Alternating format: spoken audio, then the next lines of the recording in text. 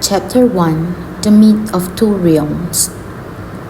The sea began to churn, its waves crashing with unusual force, which is a sign that something was amiss in the underwater kingdom. It had been a long time since the kingdom beneath the waves experienced calm waters, ever since the passing of King Jaden. Ariel Isabella, a young mermaid who inherited much of her late grandfather's wisdom and demeanor, was deeply concerned about the turmoil in the ocean depth. She was determined to restore peace so that the merfolk could live as harmoniously as they had during her grandfather's reign.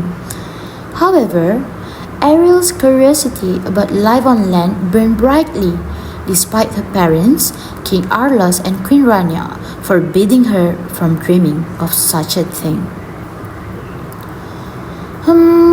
Mom, what does life really look up there? Could I go even just for a little while? Ariel asked her mother, innocently hoping for permission. Why would you want to go up there? It's dangerous for our kind to revel ourselves on land. You must understand the risk.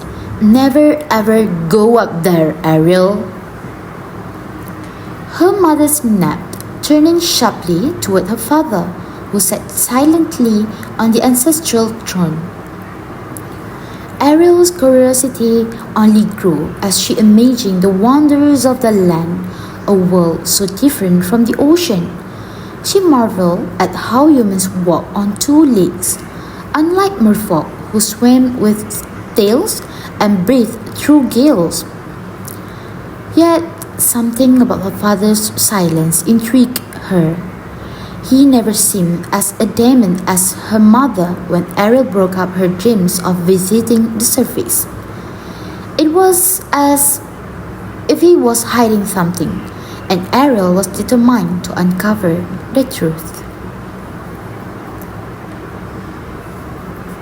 The clock struck 11 a.m. in the morning as it's recess time at Luminara School of Death.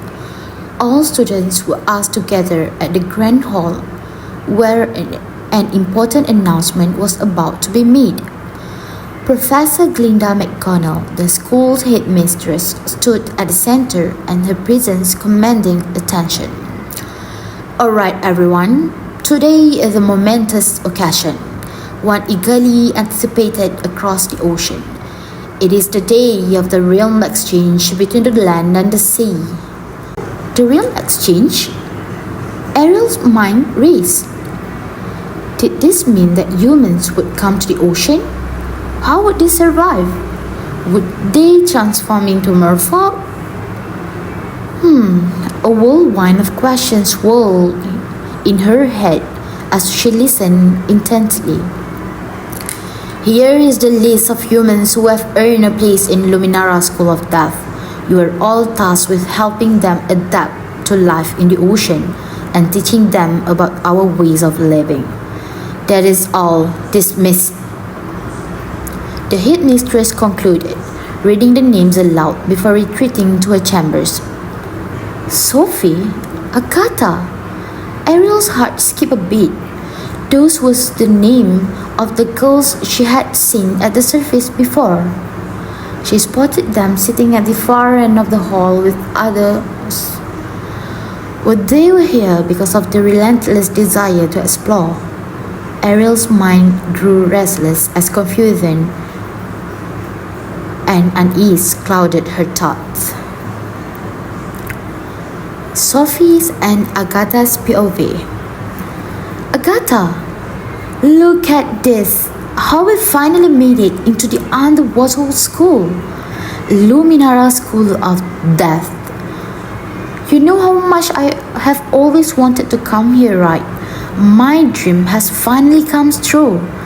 I think I might even find my soulmate among the merfolk here. Sophie said, her voice filled with excitement, thought her joke landed a bit awkwardly.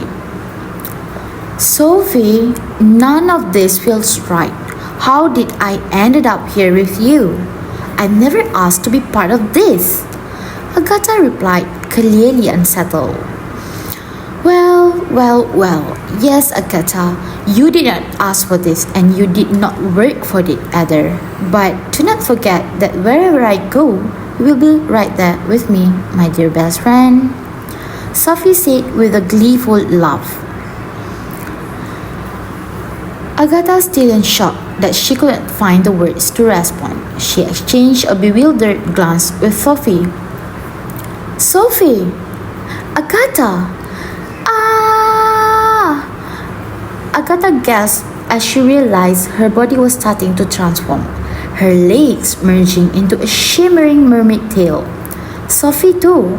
Finally she noticed the changes, her new tail and the gills forming on her neck. The two of them screamed in unison, overwhelmed by the sudden and surreal transformation.